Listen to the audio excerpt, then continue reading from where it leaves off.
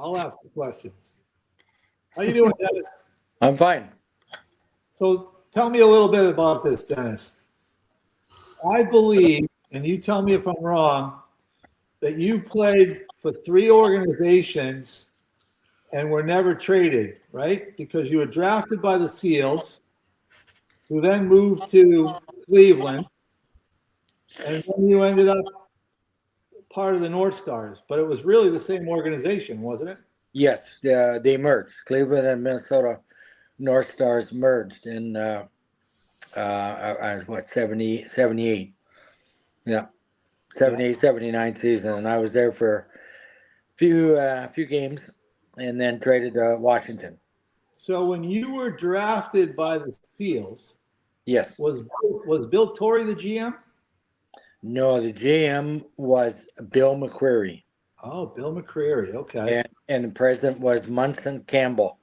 Munson Campbell. And then would Larry Patey have been there at that time, or was that before him? Larry was there. Larry was there, and 1 year, yeah, because we were there. I was only there for 1 year, yeah. And then was the Cobra in goal, Gary Simmons? Yeah, the old Cobra was in net. Yes. He was a beauty, wasn't he? Tell us about the Cobra. Well, how much time you got to talk about Cobra? I mean, a lot of time to talk about.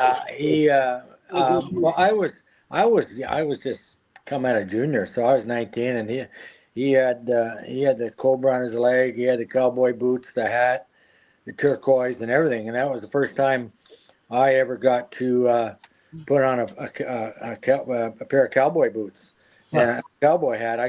But as a matter of fact, I almost fell down when I got them on because they were so slippery on the bottom. I didn't know how to walk on them. So, but that was how I got instituted with that young man. I called him young man at the time, and we still keep in touch by Facebook and that periodically. He's still riding his Harleys, I guess, or whatever. Yeah. But that he was a great competitor, and that's the way it was. And we just didn't have a good team. Yeah. Yeah. But it's interesting. You had some really interesting guys that were on that team. I think Craig Patrick was on that team as well, right? That was before.